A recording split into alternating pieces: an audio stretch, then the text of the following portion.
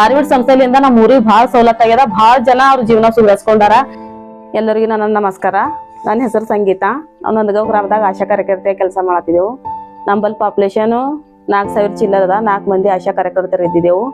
ನಂಬಲ್ಲಿ ಮಾನಸಿಕ ಅಸ್ವಸ್ಥರ ರೋಗಗಳ ಬಗ್ಗೆ ಆರ್ವಿಡ್ ಕಡೆಯಿಂದ ಸಂಸ್ಥೆಯಿಂದ ಪ್ರೀತಿ ಮೇಡಮ್ ಅವರು ಯಾವಾಗ ಭೀ ಬರ್ತಾರ.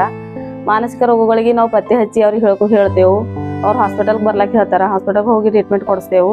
ಮತ್ತು ಹೊಸದಾಗಿ ಯಾರು ಭೀ ಹುಚ್ಚು ಮಾಡೋರಿಗೆ ಆ ದೇವ್ರ ಬಲ್ ಹೋದ ಈ ದೇವ್ರ ಬಂದದ ಮಾಯಾ ಮಂತ್ರ ಮಾಡ್ಯಾರ, ಹಂಗೆ ಮಾಡ್ಯಾರ ಹಿಂಗೆ ಮಾಡ್ಯಾರ ಅಂತ ಒಬ್ಬರಿಗೆ ಕುರಿ ಎಲ್ಲ ಕೊಟ್ಟಿರು. ಕುರಿ ಕೋಳಿ ಕೊಯ್ದು ಇಷ್ಟು ರೊಕ್ಕ ಕೊಡು ಅಷ್ಟು ರೊಕ್ಕ ಕೊಡು ಅಂದವರಿಗೆಲ್ಲ ಹಿಂಗೆ ಮಾಡ್ತಾರೆ. ಮೇಡಮ್ರೆ ನಮ್ಮ ಊರ ನೀವು ಅಂದ್ರೆ ಮೇಡಮ್ ಅವ್ರು ಬಂದು ಅವರಿಗೆಲ್ಲ ತಿಳುವಳಿಕೆ ಹೇಳಿ ಹಾಸ್ಪಿಟಲ್ ಕರ್ಕೊಂಡು ಹೋಗಿ ಅವರಿಗೆಲ್ಲ ತೋರಿಸಿ ಅವ್ರಿಗೆ ಪ್ರತಿ ತಿಂಗಳು ಗೋಲಿ ತಗೊಂಡು ಈಗ ಆರಾಮಾಗ್ಯದ. ಅವ್ರಿಗೆ ಬದುಕಲಾಕ ಮತ್ತು ಅವ್ರಿಗೆ ಮುಂದೆ ಜೀವನ ಹೆಂಗೆ ಮಾಡಬೇಕು ಅವ್ರಂಬ ರೀತಿಲಿ ಅವ್ರಿಗೆ ಕುರಿ ಎಲ್ಲ ಇಸ್ಕೊಟ್ರ. ಅವ್ರಿಗೆ ಚಲೋ ಮಾಡಿ ಚಲೋ ಊಟ ಮಾಡತ್ತಾರ. ಚಂದರ ನಂಬಲ್ಲಿ ಯಾವುದೇ ರೋಗ ಇದ್ಲಿ ಬೀಳಿ ಮೇಡಮ್ ಅವ್ರು ಪ್ರತಿ ತಿಂಗಳು ವಿಸಿಟಿಗೆ ಬರ್ತಾರ.